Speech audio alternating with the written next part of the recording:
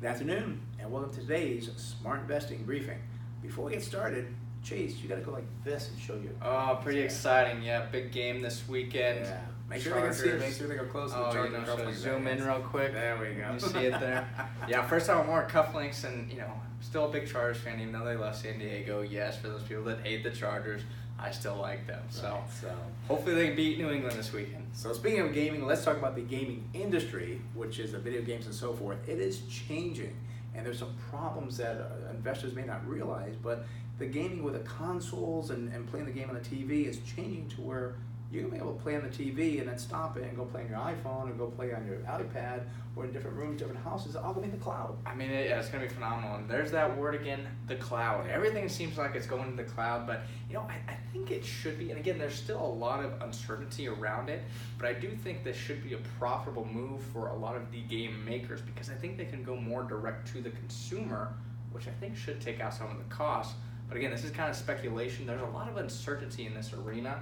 You really got to understand it. But I don't really play as many video games as I used to. As a kid, gosh, I'm sure my little brother's so excited about this stuff. Yeah, I know. And it's funny, when I was just thinking when I was growing up, a bad thing was, your head's in the clouds.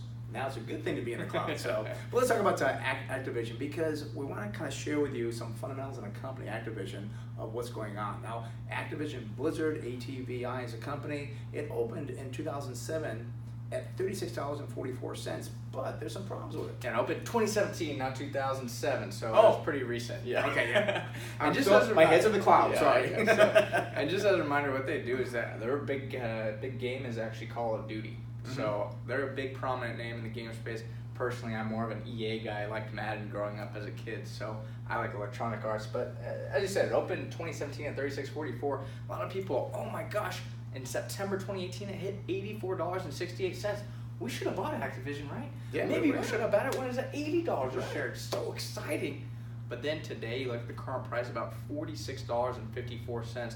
So a huge pullback from that peak. I just believe this company became way overpriced at $36.44. I think it was probably about fairly valued. Mm-hmm.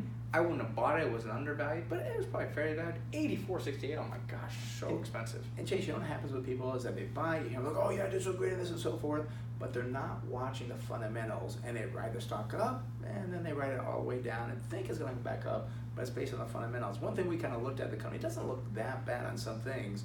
Their debt to equity 25.1%, and a profit margin is 16.9%, so that's not too bad. But the profitability could be a problem. Oh, well, I like the profitability. I mean, the 16.9% is strong, but it's what you're paying for it is a big issue. I think it's a great company. They have good fundamentals. It's just the valuations are way too expensive. I mean, you look at this. The price to tangible book value, yeah, you better sit down. It's pretty crazy. 559.75. I believe a lot of this is from goodwill and acquisitions and so forth. But again, I'm reading Benjamin Graham's book from the 1970s right now, and he says you don't overpay for intangible assets. You don't want to overpay for this company. The intangible assets are just way too confusing at the current moment. And also that forward PE, still not at that level we'd like to see as it's 21.85. And the mistake I'm afraid people make, like, it's a great buy now because it went from 84 to 46. Maybe not. Look at the fundamentals. Great company, but too pricey. Again, Benjamin Graham, be careful what you pay for things. If you're not sure what to do, hey, join the radio show tomorrow morning on AM 760 KFB at 8 o'clock, the Smart Investing Show. We're there every Saturday at 8 and rebroadcast Sunday at 5. And you have a great weekend.